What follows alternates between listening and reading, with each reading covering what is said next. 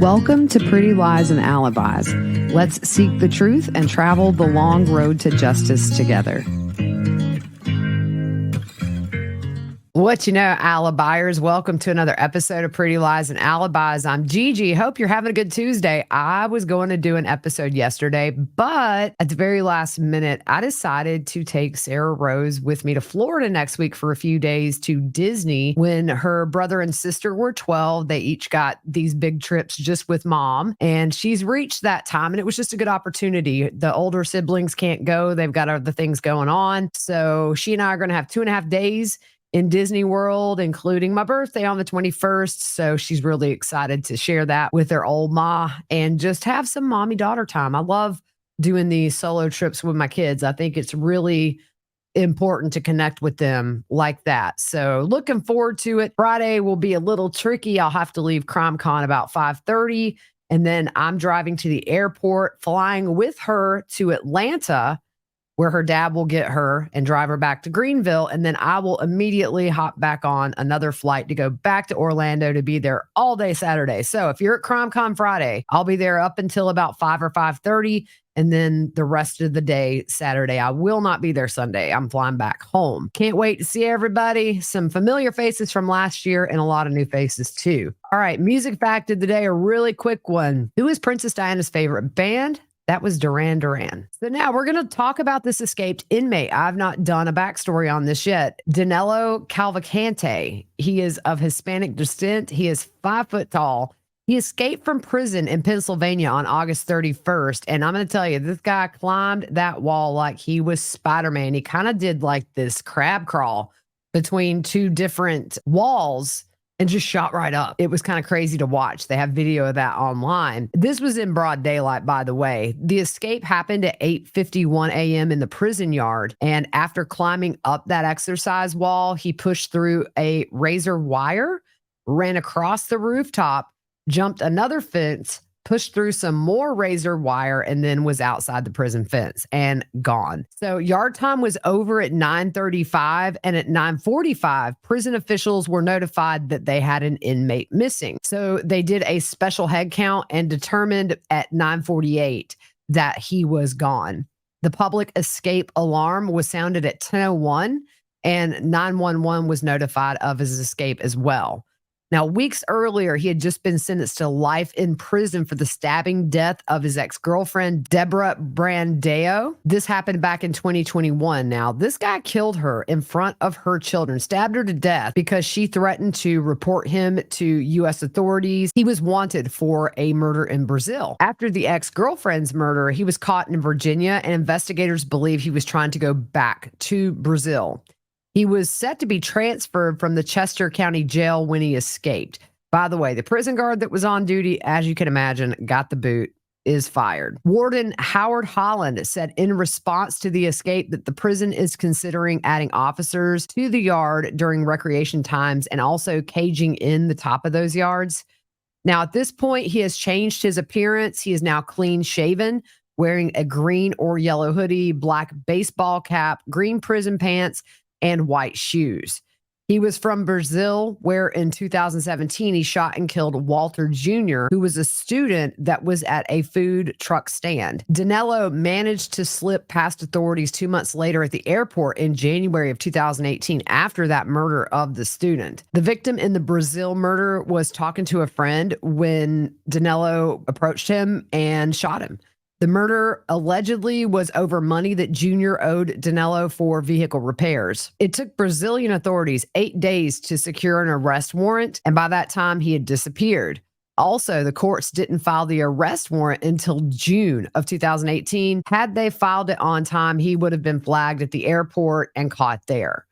His former roommate spoke out to Fox 29. Franco Rose lived with Danilo for 4 months and moved out just a few days before Danilo murdered his ex-girlfriend. He said Danilo did not seem evil at the time. He went on to say that he was a really quiet guy and sort of shy. He wouldn't start a conversation, but if you start a conversation with him, he would talk like normal. He would sit down sometimes, have a beer or two with them, and on the weekends, they would make barbecue. Danilo was always the one doing the barbecue. He said that they had a little argument just a few days before he killed his ex-girlfriend because the ex-roommate had found out that Danilo was moving out without telling him. He said, hey, if you want to move out someday, let me know, and preferably a month in advance, so that way he could find another roommate. The ex-roommate found out that Danilo was moving out the week that he killed his ex-wife. So he said they had a little argument in the kitchen. The ex-roommate said he was mad at him. And then he said, I'm sorry, but my sister's boyfriend lost his job and he's not making money, so I have to help her. The next day, he found out he's not really moving in with her. He was moving in with another guy. He said, I don't want him free anymore. It's not just me. If I'm nervous, can you imagine the ex-girlfriend's sister who's taking care of the two kids? They're super scared. He said, my cousin has kids in school in Phoenixville. He says they're all scared. There have been 5 confirmed, I think more now, sightings of him within 2 miles from the prison. There was a foot pursuit with a deputy, but the deputy was not able to catch up with him due to the terrain. They also said they weren't informed for over 2 hours that he had been spotted. Robert Clark of the U.S. Marshals Fugitive Task Force said now they're going to prepare for the long game, and the long game is what they do best. He escaped the 8-mile search area over the weekend, stole a dairy van that was about 3/4 of a mile outside the northern parameter of that search area. The van had the keys in it, and he drove really until the gas ran out, they think. It was found abandoned in a field 20 miles north of the search area. The van was not noticed to be missing for hours after he took it. He also tried to get help at the home of 2 former co-workers late Saturday, which authorities say show them that he's starting to get desperate because he had not spoken to these ex-co-workers in years. Shortly before 10 p.m. on Saturday, he showed up at the former co-worker's house, who just happened to be out to dinner with family and friends, thank goodness. But he was caught on doorbell video with Danilo asking the ex-coworker to meet him. The former coworker called police after seeing this footage on the Ring cam. And then he went to another former coworker's house, and that coworker was not home either. Now, they saw on that doorbell cam, he is clean shaven now. He was kind of scruffy looking before, but that does show now that he has cleaned up a bit. Residents in the area are asked to lock all doors and windows, secure your cars, and remain indoors. Police have said just call 911 if he's spotted. They're also telling residents to check properties of neighbors who may be vacationing, and also to look out for missing cars, bicycles, or really anything he could use to move around quicker. I don't think I'd be going looking in anybody's property with this guy on the loose, especially knowing now that he's armed. There have been 400 personnel looking for him, such as tactical teams, tracking dogs, officers on horseback, and aircraft. Yesterday, they had planned to up the number of personnel to 600 to do a massive sweep of the area. The area that he is believed to be around has underground tunnels, large drainage ditches that cannot completely be secured. State police are authorized to use deadly force if he doesn't surrender peacefully. Lieutenant Colonel George Bivens with the Pennsylvania State Police said at 8 p.m. last night, a driver reported seeing a man crouching along Fairview Road west of Route 100. The footprints in the mud matched his prison shoes, and then the shoes were later found. But what he also did was stole a pair of work boots off of a porch. A green sweatshirt and a white shirt that was believed to be his were also found. And here's the scary thing. He's now armed with a .22 caliber rifle, which is equipped with a scope and a flashlight. At 10:10 p.m. last night, state police say a resident reported seeing a short Hispanic male enter a garage on Coventryville Road and take a .22 caliber rifle equipped with that scope and flashlight. The resident wasn't playing, though. He grabbed his pistol and fired 7 shots, but police do not believe that the escaped inmate was hit. There is a $25,000 reward for information leading to his capture, and if you're on YouTube, I've got some pictures up of him. I've also tweeted some stuff out on social media about him as well. So moving on to Alex Murdaugh. 11 Alive News has spoken to someone who is incarcerated with Alex. He says, this guy, man, you would not believe the way they treat this guy. We have tablets in the South Carolina Department of Corrections, which usually takes 60 days to get a tablet, your very first one. They're always used. Most are not in good shape. In fact, his had a cigarette burn on it. The first Monday of recreation, he said an employee walked over to Alec and gave him a brand new tablet, still in the box with that clear film still on the screen. He said nobody else gets that. And now we know his tablet was recently taken away for abuse of privileges and unauthorized use of an inmate's PIN number. So don't be looking for any more pasty selfies that are shirtless from Alec. Sorry to disappoint y'all. The reason Alec had his tablet taken away is he was giving information allegedly to his attorney, Jim Griffin, to be used for an interview on Fox Nation, which I believe is the same interview that his son Buster did. He also said that Murdaugh's location was leaked through an email Alec sent. Then it was published by a news outlet. This isn't supposed to happen since he's in statewide protective custody. So I'm not sure, though. I think we all kind of knew that he was at McCormick. He said that Alec uses his money as leverage when it comes to the canteen. He said Alec would get his $150 a week, and a lot of the inmates there are broke and they don't get money coming in from the outside. So what does he do? Buys up a lot of things like soda, coffee, and food, and things that everybody likes, and just hands them out. He says that this helps Alec keep people under him. He knows how to play the game. I've always said he would do very well in prison because he's so manipulative, and it sounds like he's doing just that, playing the game. He also said the guy gets up in the morning and plays chess for a couple of hours with an inmate, and then he has a guy who does his laundry. I mean, everyone caters to him. He said Alec helps with legal stuff, but not for free. He does legal work for the guy in the unit that makes the prison hooch. The ex-cellmate also said that Alec is behind a lot of the money that brings contraband into that prison. He said Alec was participating in drug use inside, and as we know, Alec had a long-time addiction to opioids, although you're never going to convince me it was to the tune of like $30,000 a week or however much it was. He said Alec never talked about the trial, the murders, and also this man never saw any emotion or sadness from Alec. No tears, no snot. He said Alec acted like he was running for fraternity president, like the guy on Animal House. He would tell people, hey, glad to meet you. He was overly happy with nothing seemingly phasing him. He also saw some of these letters that Alec would get from women all over the country. Some of those send photos, and he would show his dorm mates the letters and the pictures. And according to the ex-cellmate, Alec thought this was hilarious. The ex-inmate said the conditions inside are deplorable. So I'm going to link in the bio of this episode to the story, and you guys can read that for yourself. So moving on to the allegations of jury tampering. Eric Bland also talked to Chris Cuomo on his show the other night, speaking out about these allegations of jury tampering by the clerk of court, Miss Becky Hill. He said, I don't believe anybody has said to date, even those jurors that gave affidavits, that they were coerced. He also said, I don't think anybody said that their jury verdict was the product of duress. I believe that my clients, when the time comes for them to be under oath, if they're going to be under oath, I think they're going to tell a different story than what was told at the microphone by Dick Harpootlian. There's a number of things that Dick said that troubled me, and I don't think at this time there is a situation where we have jurors that are in agreement. We have jurors that are in disagreement. I do agree it needs to be looked into, but what do we do if 10 jurors say it didn't happen and 2 say it did? I don't think that's enough to overturn it. I don't want to have a system where jurors make a decision, then we are individually polled and say they have given a true and just verdict. And then 3 months later, they start to say, well, maybe I have second thoughts, or something happens and all of a sudden they flip. He said, we can't have a system like that. Curious to see what will come of this. I am waiting any day now for some kind of an announcement about maybe a hearing or something. But according to Fitz News, the investigation is moving along quickly. Fitz News is a great source of news here in the state. I love everybody over at Fitz News.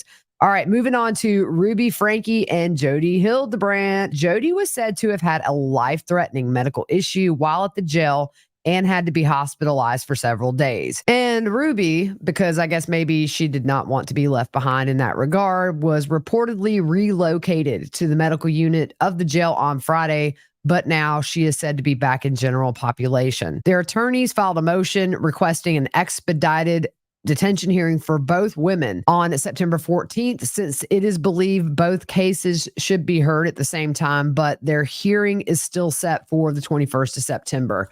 I will try to watch that hearing from Epcot. maybe from Spaceship Earth. Can't wait. Y'all, okay, so this is so random, but one of my favorite rides in the Magic Kingdom, don't laugh, is the Carousel of Progress, because I remember as a kid sitting through that and just thinking, this is like the coolest thing. You're just time traveling. And it's really funny because Sarah Rose was maybe 3 the last time she was at Disney, but she very much remembers that ride. So we're geeking out over the Carousel of Progress, which never has lines. Did not take my ADD medicines today. And I think y'all see it. So moving on to Sarah Boone. I'm still working on getting these letters in order, but the interrogation as a whole was super interesting to me because swearing on your son's life, a lot of me, I helped him, look what I did for him. I went back and watched certain parts of it over the weekend, and she looked a little shocked when they told her they had these videos from her phone that had George inside the suitcase. I wonder if she just forgot she took it. Apparently, this woman had a drinking problem, and we're going to get to that here in a second. But she gave for permission for them to go through her phone. So clearly, she didn't delete it and maybe just forgot it was there in the first place. But, I think she had a really distorted way of thinking. I mean, narcissistic to the core. One thing that stood out to me was talking about that engagement ring that she had bought for him.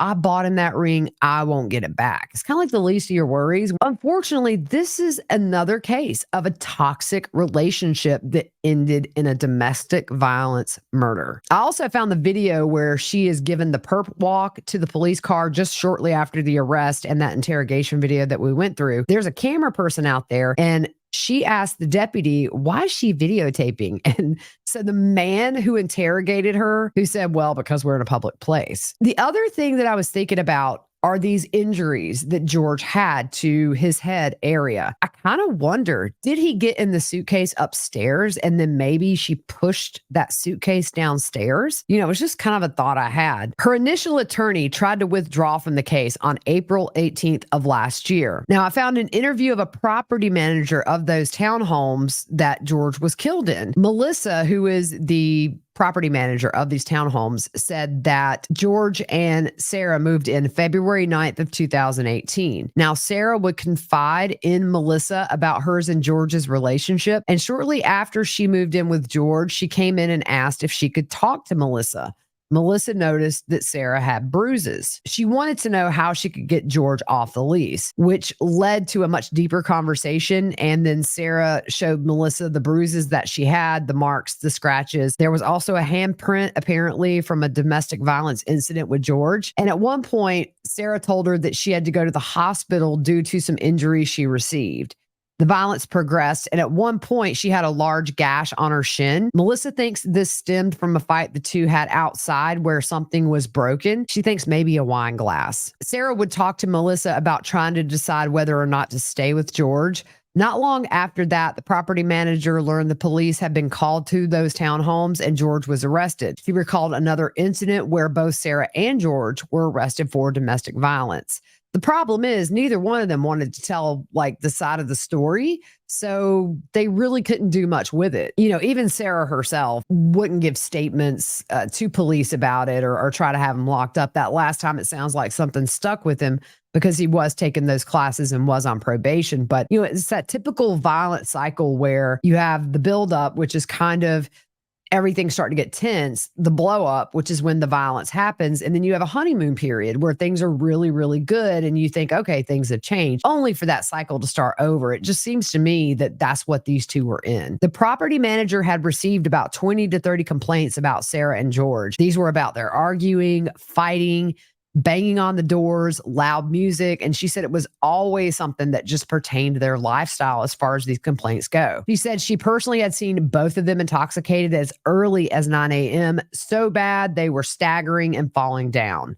One complaint she received was Sarah was so intoxicated, she was wandering around the complex barefoot after a fight with George, and she was not properly dressed. The property manager went to talk to both Sarah and George and said when they both sobered up that she needed to meet with them. This was on a Friday. So she went to see Sarah and George around noon that following Monday. At that point, both of them were sober. And she said Sarah and George apparently had some epiphany that they were going to straighten their lives up. They did well, according to the property manager. And she said she did not receive any complaints from May of the prior year, I'm guessing up to this incident. At one point, Sarah asked Melissa to go talk to George and put the fear of God in him. Melissa said she's a pretty stern property manager and doesn't tolerate a lot of crap, and Sarah knew that. She said Sarah seemed scared of George most of the time, and Melissa had told Sarah to stay there and she would go talk to George. So Melissa speaks to George for around 30 minutes, and George explained Sarah was the aggressor, and the reason she had marks on her is because she is very hands-on and in his face. Melissa said her assistant doesn't even like dealing with Sarah and would avoid her like the plague because she's always drunk and very hands-on.